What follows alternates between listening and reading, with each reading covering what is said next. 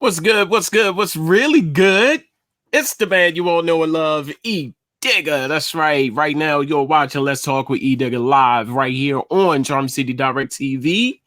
Make sure you go to the fan page of Charm City Direct TV at facebook.com/ Charm City Direct TV. Make sure you go there, like the page, share the page with your family, your friends, your family, all of those good people, because we got a lot to talk about. We got a lot of content, and I just want to keep y'all in the know. You see what I'm saying? It's real good over here. Tonight we have a great show because coming from Rochester, New York. Like I said, let me say that again. Rochester, New York. We just not in here in Baltimore. Although the name says Charm City Direct TV, we going everywhere. We going to Indonesia and France, Paris, Delaware, right around the corner. But anywho, like I said, we going to Rochester, New York, and we going to be talking to a licensed barber, inspiring comedian, and business owner, Mr. David Reese. He will be here momentarily. What can I say, people? He is definitely doing his thing. Tonight, he's going to share with you about his business, being a licensed barber, because if you know me, I love barbers. I love barbershops. I love the atmosphere. I love going in, chopping it up with the guys, getting your hair cut, making sure you're staying fresh. And I love to laugh. So he got a lot of things going on. You're looking fresh, and he can keep you in stitches. So I'm going to bring him on. Ladies and gentlemen, Mr. David Reese. You can unmute your mic. I love that. That's a very warm welcome you just gave me, brother. I appreciate that. How you doing? I'm good. How about you, sir? I'm doing good. Thanks for having me. And hello to everybody who's watching Charm City. This is an awesome venue, and I'm proud to be here right now. That's what's up, man. Hey, man, I was checking you out before the show. One thing I do need to tell everybody that I absolutely love the barbershop. I love the barbershop because, one, it is the black man's country club. We can go there, we can hang out, even if and this is funny, David. Mm-hmm. I've learned that you just don't have to go to the barbershop to get your hair cut. That's a fact. I have a lot of friends who come by periodically and randomly just to hang out and sit down, and we chat about all kinds of stuff, from politics to relationships, to the weather. Some people they stay here for hours just to do that. Yeah. That's a fact. I realized that. I said, man, because I was so used to, my father introduced me to the barbershop. Of course, we used to go, me and my dad, we used to go like every other week. Okay. And it's crazy because I do my son the same way. Every other week, we got it. It is a religious thing with me. That's awesome. That's awesome. So I'm a little jealous, I must say. Why is that? To surprise that. Tell me more about this dad stuff. Tell me more about this. Man, like, he used to pick me up. Okay. Take me to the barbershop, and I ain't like to get my hair cut. Okay. You see what I'm saying? I was like, man, I'm gonna keep my fro. You see what I'm saying? Were you a wiggler? Were you one of them kids who was just just can't keep still? Were you one of those kids? Yeah, I was like, what is that? I was one of them, Okay. And the one thing to calm me down, believe it or not, is total opposite. Candy is supposed to hypen you up, but it calmed me down. My father had a whole pocket full of candy in his pocket. Every time when I got the, leave me alones, he'll whip out the candy on me and be like, "You gotta be still, boy." And Put you in a diabetic coma. So and my son was the same way. But I used to. What did I do for him? I think it was candy. I said, or a toy. Candy, I all would right. wave a toy in front of him. He like, oh, take his mind off of it. I had one of my sons. I would sit him his first haircuts. I would sit him in the baby chair. With like you feed the kids in. Yeah. And because he did not like getting his hair cut. The moment I turn the clippers on, he's losing it. So what I would do is I would go sit down while he's having his tantrum, and I'll turn on the TV. I might even make a sandwich. And make him sit there in the chair the whole time. And then he calm down. I'll get up, cut a little more. But he figured it out easy that the best way to get a good haircut for me is this number one. That's for male, human, adults, and children. Is be still. Be a good client. Be still. Yeah. Yeah. And I had to tell my son that, man. It was like, come on, man. They're gonna kick us out if you keep doing your thing, man. They ain't gonna invite us back in here, man. So you gotta be still, man, for real. That's funny because now that I think about it, as crazy as it sounds, because it's usually like, okay, they're gonna kick us out or they're never gonna have us back. I can say I've had kids. I'm talking about a kid is really not losing their mind in the chair with you until snot starts coming out their nose. When you see the snot, that's when you know this kid's good. You know what I'm saying? Because you can fake cry. Anybody can fake cry. Yeah. Put some effort to it. You know what I'm saying? But the fake snot coming out your nose, like you can't fake that, man. You can't fake the snot. You can't fake that. So those to me are the worst ones. So now you got to change your cake. Everybody's concerned now because body fluids are all over the place. Yeah. You know what I'm saying? But I've never heard of my point is I never heard of a kid actually getting refused. And a lot of kids will trust a lot because again, that goes back to the community element of being a barber. Yeah. We take a village to raise a child. So even in that moment, when the person comes next time with that child, you both taking a deep breath. Like, here we go again. We're gonna try this again. You know what I'm saying? But the thing about it is you can mold the child's character in those moments depending on how you handle it. Yeah. You know what I'm saying? So you handle it with grace, then after a while the kids they even adjust their temperament, and it just happens naturally, as crazy as it sounds. Yeah. It really does. So and they get to see men working together. Yeah. And mom and dad, because in a lot of cases, in the barbershop, whether people know it or not, I raised a lot of people kids in a barbershop, from a barbershop. You know what I'm saying? Okay. So they get to see positive interaction with adults, and you know what I'm saying. So it's a lot to do with, especially when the kids are a little out of order. When seeing cooperation between the parents helps them kind of get in order. That's what's up. If I'm saying that right. That's what's up. Now, burning question. I want to know. Everybody, ask this. I know you've been asked this question numerous of times. How long have you been a licensed barber? So I got my first barber license when it was in 1998. Wow. Right. Wow. So I've been,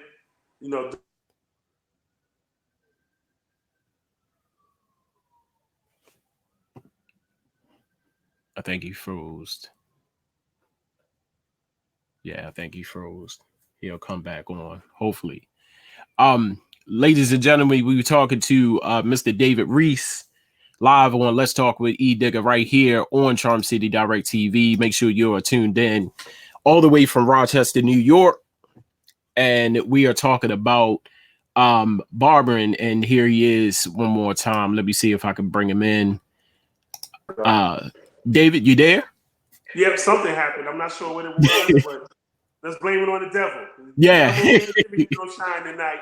Yeah. You don't shine tonight, devil. Sorry. We back. Ain't trying to make you great tonight. We back, devil. We back. So you were saying you got your first barber's license in 1998, correct? 1998 is when I first got my first barber license, and it was very interesting time, in just history in general, because I consider barbers, which we don't get mentioned a lot, but I consider barbers. I believe it's the sixth element of hip hop. We've been around forever. You know what I'm saying? Nobody talks about it. Who been cutting all these great people hair? We get no mention at all. Yes.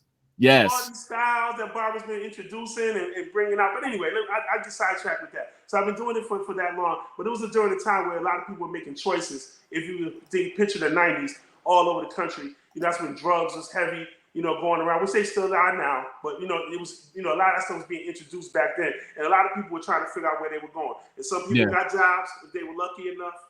You know what I'm saying? Maybe their uncle, their dad worked in some factory and they were lucky enough to say, okay, we'll bring you in. Some people chose the streets, you know what I'm saying? And then some people's like, like myself, I had some clippers and I liked cutting my own hair, who I was pretty decent at it. And I started branching out and cutting other people's hair, my brother's hair, and I started getting better and better, and it turned into a business. But it actually saved me from the streets. That's what's up. I like that. A lot of people that it has, and a lot of people don't talk about that either. Black men, we've been doing this in this country since clippers been invented, and we was doing it before then because you can imagine on the plantation, Master wasn't cutting his own hair. You see what I'm saying? Right. And you could do research and go online and see where look early barbershops, and after a while you'll run into pictures where it's a barbershop with all white guys sitting in the chair and black guys behind the chair. Yeah.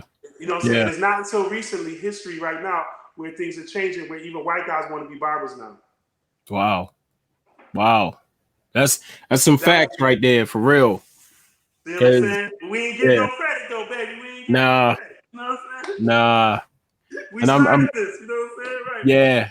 And I'm glad you mentioned that, man. Know your history, man, because not a lot of black people, was even allowed in barbershops, much less, cutting hair. But we knew how to do it, though. That's the thing. So learn your history. Talk about the uniqueness of being a barber, man. Like I said, I love, just going in that unity, that brothers getting together, talking about damn near anything. I know the barbershop that I go to, man, these brothers, they are some of the funniest brothers on the face of this earth. Like, I love going in there. Yeah, on a good day, you're going to get some laughs in the barbershop. But yes.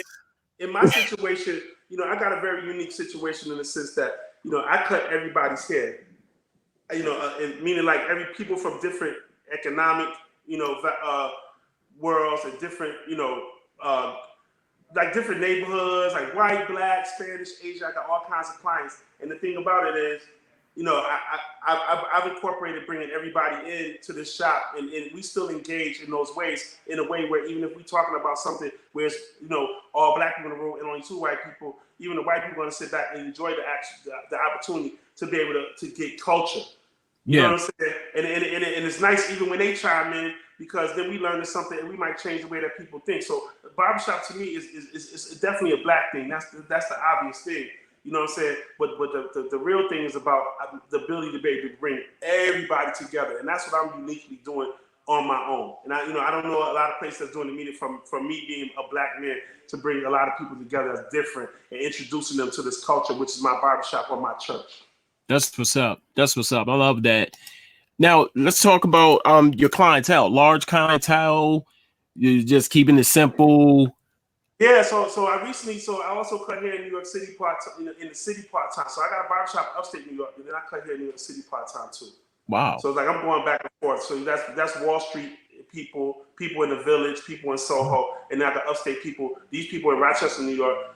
Rochester is a small city, probably about 200,000 people or so, and it's surrounded by the suburbs. It probably adds up to about 1 million people altogether. But it's very spread out. People need their cars here. The majority of people work for somebody and they pay rent.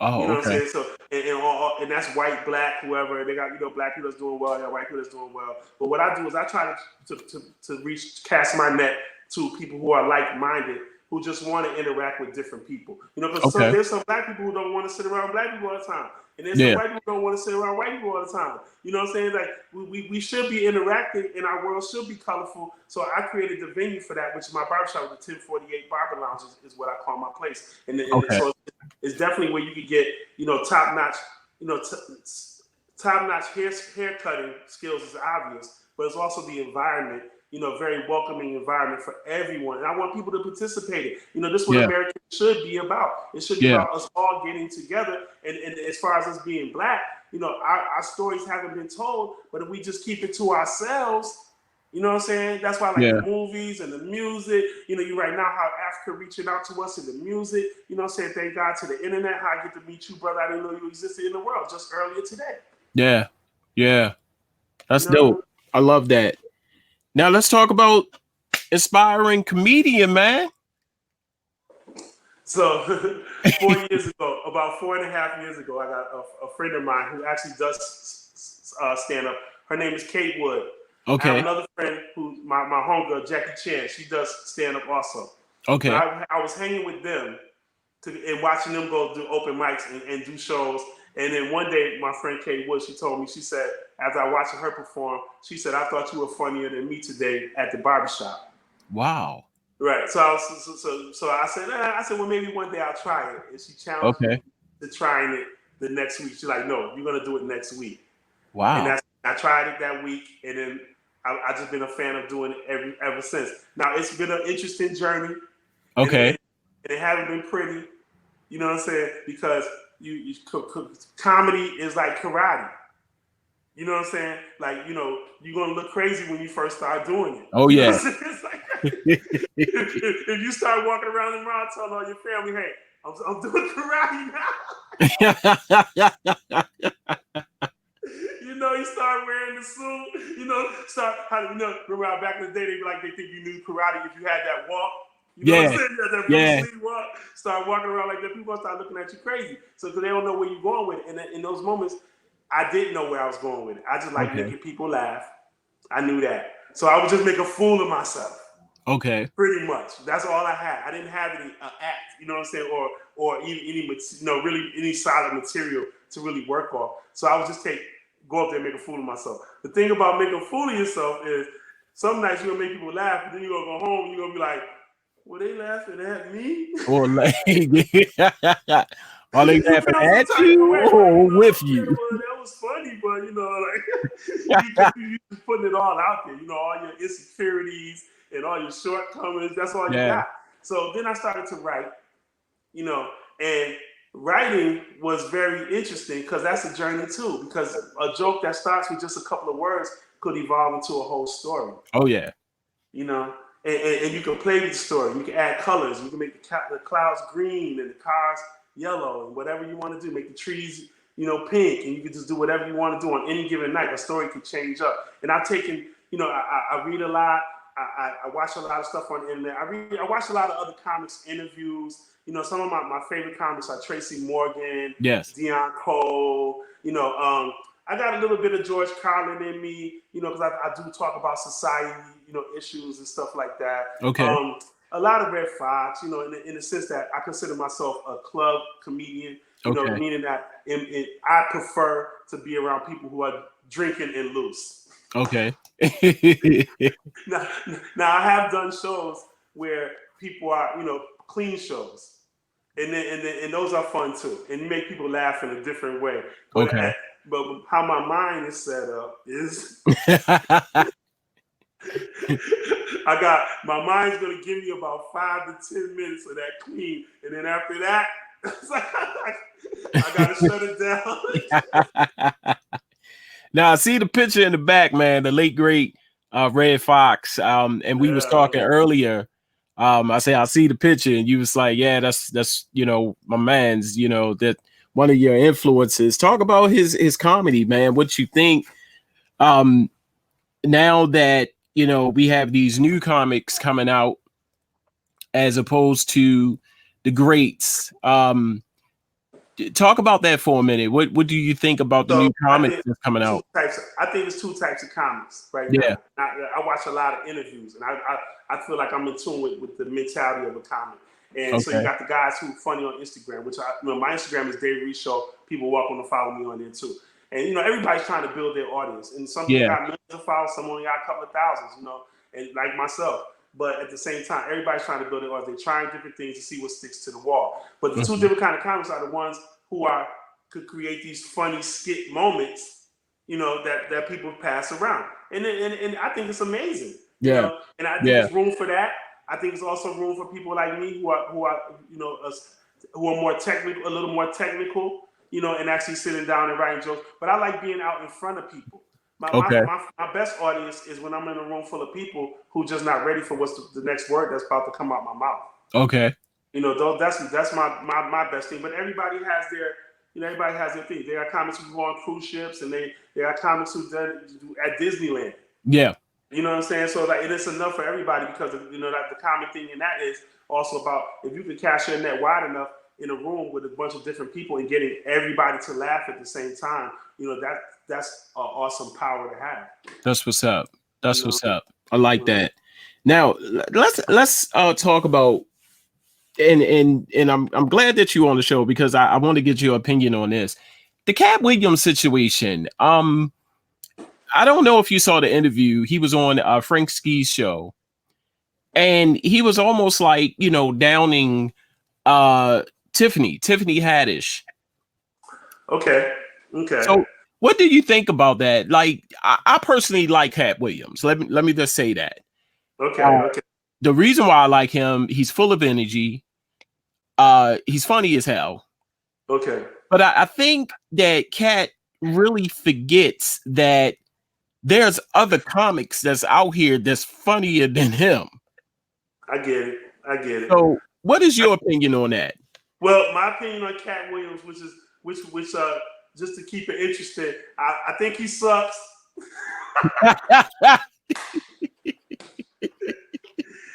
He looked like a cockroach that came to life, and he looked like his breast stink if you get too close to him. All right? Oh my God.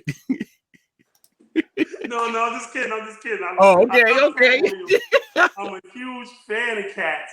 You know what I'm saying? I'm a huge fan of cats. But I think that he's the type of guy. He's a loaded gun. Okay. In the hand, in his mind, in the mind of he's like giving an 8-year-old the gun, and his mind is the gun. And you cannot get too close to this dude and come out the wrong way. You're gonna get shot. Okay. You know what I'm saying? And I believe that when he was dealing with her, when he was talking about her, she was on his radar, but they kind of, people kind of throw people at you to kind of see what you're going to say. And I thought he was being honest about it from his perspective. And that's one of the things I respect about Cat. And whether he's right or wrong, I think to me, he appears to be a very supportive person. I'm sure it's a lot of people say he's done nice things for them. Yeah. You know what I'm saying? But at the same time, we've all had our own problems with someone who was in our range of what we're trying to do, and you might consider them in the way. You know what I'm saying? You might not have nice stuff to say about them. He might be considering her in the way. You never know. She's the new hot thing. He might be considering her in the way, so he got to take some shots at her. Yeah. You know what I'm saying? I can get that. So I'm not mad at Cat. But I love Tiffany Haddish too. I do. I'm gonna take kind of like throwing her off her game almost. Even I think she like white guys. I think that's what I heard. I heard she like white guys. She might not even like me. She might not like me. And I don't got no money yet, so she definitely ain't gonna like me. But she ain't gonna like me yet. Not yet. Now down the road. Not yet. Yeah. Talk about your biggest obstacle in becoming a comedian. What are some of those obstacles that you have faced or facing now to your road to be a comedian? Well, right now, my biggest obstacle is I want as many people as I can just to pay attention to me. Okay. And just go on this journey with me. Okay. And I mean that in the most humble way. You know what I'm saying? Because this is going to be an interesting journey. I come from nothing. You know what I'm saying? My single mother, born in New York City in Harlem, from a single mother. You know what I'm saying? Right now, I'm an entrepreneur, and this journey is just going to continue to go and continue to rise. And I want people to share it with me. Yeah. And so I don't consider that an obstacle, but at the same time, that's really what I need. Number one, I need all the support and all the love that I can get. That's what's up. That's what's up. So the other thing, so there is a little politics in the comedy scene, and here locally in Rochester, there's politics, there's cliques. Yeah. People, and they all get together and they put together their shows, and they can call you or they won't call you. And I love everyone who's invited me to their shows, and I love when people call me and say, "Hey, Dave, can you come do 15 minutes?" That's where I'm at with it right now, and I love it. But at the same time, I think some of that clickiness could get out of it. You know what I'm saying? But that's competition. Yeah. See, the thing, but the thing about my mindset is, and this is the reason why I'm allowed to go and perform at the French Fest, and then I go across town and be in the hood and perform over there. It's like, because I don't get involved in all of that. Okay. I don't get involved in clickiness. I'm just me, and I just want to be myself. And how I eliminate the art of competition is that no one can ever beat me at being me. There you go. And it's crazy. It's crazy, David, that you say cliquish, because we are here in Baltimore, and I thought Baltimore was the only, city that is cliquish. This is the first time I've ever heard the word outside of Baltimore. Oh, wow. Cliquish. Yeah, because we got some cliques here that that's fine. We need the clicks. Hey, I need a click right now. Anybody want to start a click with me? Hey, let's start a click. There you go. Maybe I'm just not, on it like that. But I've always been the type of guy who's been rolling by myself. Yeah. You know what I'm saying? I've always been that type of guy. I've even when I was a kid, I always had friends, but life's going to teach you all on its own that when you really have to rely on yourself. And as soon as that you learn that, the better off you are. There's going to be people along your way that can help you, and people in your family that can push you along your journey, of course. But it's always going to come down to you. So I've always walked with that.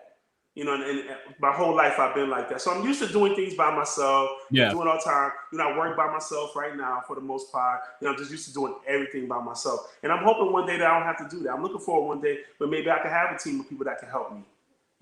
Teamwork is what makes these things grow. We all know that. You know what I'm saying? But what's the science behind building a team? I might not be very good at that. I might not know it, but I'm always looking for the information. Anybody want to start my clique? Come on, baby. I hear that. And we say some of the similarities, familiar similarities, because I do everything by myself as well. And it's best that, what better person to get it done than yourself. But you're right. I'm waiting for, people to, join my team and, just get it done. Why not stop being cliquish and, let's get it done. It's room for everybody. We're way more powerful when we do that. What I notice is, even on Instagram, right? You go to people in the Latin American country that's really popping on Instagram. Yeah. Like a regular person living in a hut, they got 1 million followers. Yeah. That's crazy.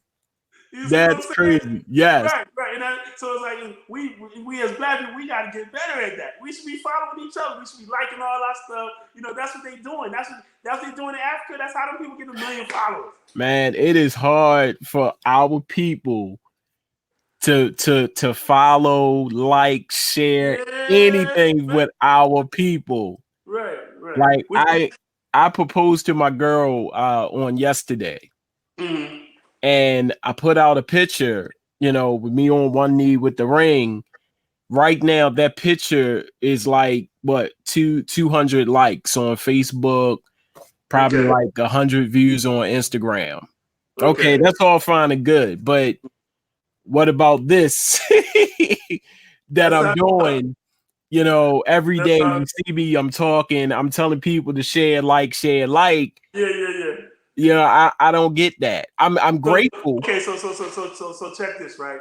There's a whole nother thing about that. Okay. They got the secret sharing. They got the secret support society. This is what I call them, right? Those are the people who watch it. They seeing everything you do. So not getting a like these days don't necessarily mean they don't see. You know what I'm saying? Because the internet now is so vast and so much stuff coming at you. It's like the newspaper. You browse through it and you toss it away. You know what I'm saying? So just getting the like don't mean they see you. But I don't know if this ever happened to you, where somebody will walk up on you and they'll get up in your ear, like you be in a crowded place, and they be like, "I see what you're doing." And they hit you with the like in person. They give you the thumbs up, right? With the actual thumbs up. That happens to me all the time. Like I didn't even know we were friends. I didn't know they were following. Like, they so quiet on my social media, but when they see you in public, they be like. So So I'm learning to appreciate even that. You know what I'm saying? Like, Yeah. I'm learning to appreciate that. And then I had times where I'll be out, and then like recently I ran into a guy, and he was out on a date. So Okay. I know him. I say what's up to him, but then he's on a date with this lady, and the lady automatically goes, "Are you David Reese?" She said, "We're on Facebook friends," and I never seen him before, right? Because I think they fall in the cracks. So, but she goes, but then she's like, I get so excited when I run into people from Facebook, and then at that moment, the guy looked at me like, "All right, Dave, time for you to go." Like, You cramping my style, David. This is why you don't get likes. This is why. That's what's up. That's what's up. Any upcoming performances? So I'm working on my comedy album right now. Hmm. I don't have a date yet, but I actually been working on it for the last year and a half. I just compiled all my recordings, and now we're working on that part of it. Wow. So that's coming in the near future. That's my biggest project that I'm working on. That's in the cooker, like I like to say. But right now, at this very moment, I'm on a show called Comics Watching Comics, which is airing on Amazon Prime currently, and I'm on season 8, episode 10. And anyone is airing worldwide right now, and it's a show about comics. They literally sit on the couch and watch comics, and they tear you apart. And they give you some good criticism, but they're there to tear you apart. And I'm sure that I get torn apart too. But it's the fact that it's the first time I've ever actually been on a television show on that scale. And I'm super excited about it, And they have a trailer on me right now. If you go on YouTube and put in a taste of David Reese, you'll see the trailer that I'm on. And I'm super excited about that. I've been doing this. Well, I don't know if I said it, but I have been doing this about 4.5 years now. And this is my first, major opportunity as far as that. I've done, shows and festivals and, opened up for people and warmed up crowds for bands, but this is my first time with the television. And I hope that this energy generates more opportunities like that. And in this case, it has, because we're talking also. And again, I want to thank you, brother, for having me. For having me here. I appreciate you. Not a problem, man. Thanks for coming on, man. And what was that name again? Comics Watching Comics. Comics Watching Comics on Amazon Prime. On Amazon Prime. Yeah, okay. Amazon Prime. Yeah, they have their own their own content like Netflix does. Yeah. I'm a member. Oh, awesome. Yeah, I'm gonna go check that out when I get out of the studio. I'm gonna definitely check that out, man. I want to see this. I would appreciate it. Wow, that's awesome. And on the Instagram too, I try to build my Instagram following. I create content. I share memes. It's a David Reese show on Instagram. That's really my favorite one. And I'm David Reese on Facebook. If people want to follow me on there, also. You said the David Reese show on Instagram. Yeah. It's David Reese Show. David Reese Show. Yeah. Okay. Just gonna put that right there. So on IG, David Reese Show. Yeah, that's my main one. I'm really pushing that. My Facebook, my mom's on Facebook, so it's like I gotta watch myself on that Facebook. So you're running from moms.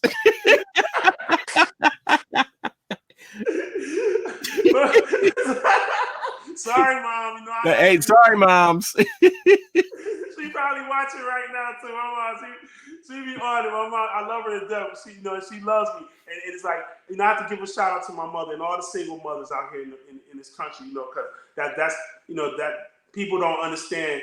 The strength that it takes. For someone to raise their children and do it with dignity.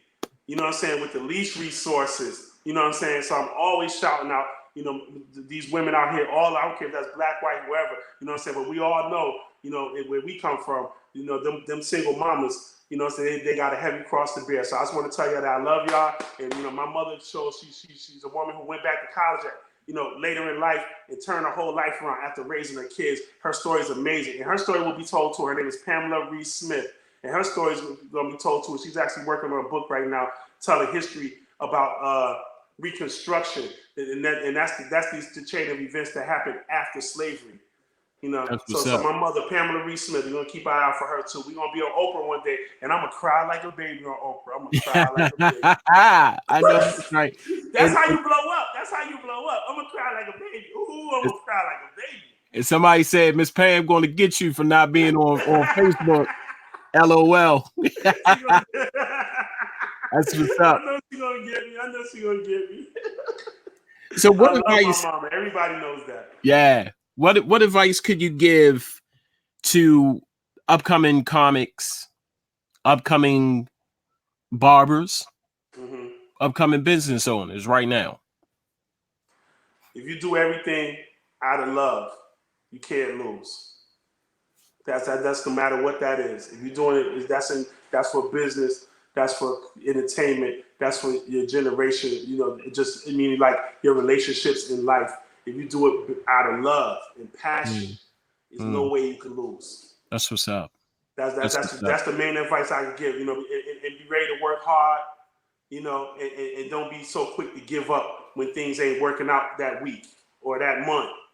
You know what I'm saying? Because you got to believe, and you have to have faith in those moments. You know, and in my case, you know, I believe that God has me in those moments still. So on those weeks where it's like a little, you know, things ain't lining up, okay, let me work on my social media this week a little harder. Let me press the gas on that a little harder. Let me hit the gym. You know what I'm saying? Or it's a little often. Let me hit the gym, because sometimes it starts with your energy. Yeah. You know what I'm saying? So if you coming around everybody like, hey man, everybody ain't feeling it, you know, or if you come by lit, people want that. They want, you know, you got the power. They want some of that. They want to get in. They want to feel some of that. They want to take that energy with them to work. They want to take it into their life, and you know, you share it. So you share, even when you're doing business, you share energy.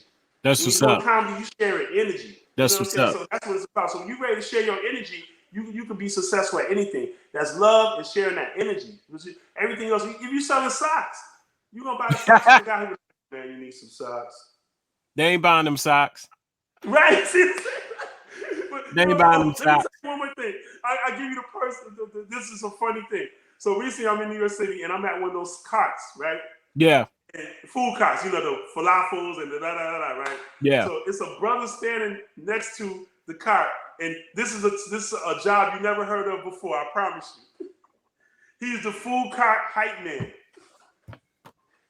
So I'm like, okay, let me get a sausage with the onions and the green peppers. Ooh, you must be a boss, because that's what bosses, they get the onions and the green peppers. Like, let me get some mustard. God. Ooh, you getting that mustard, son?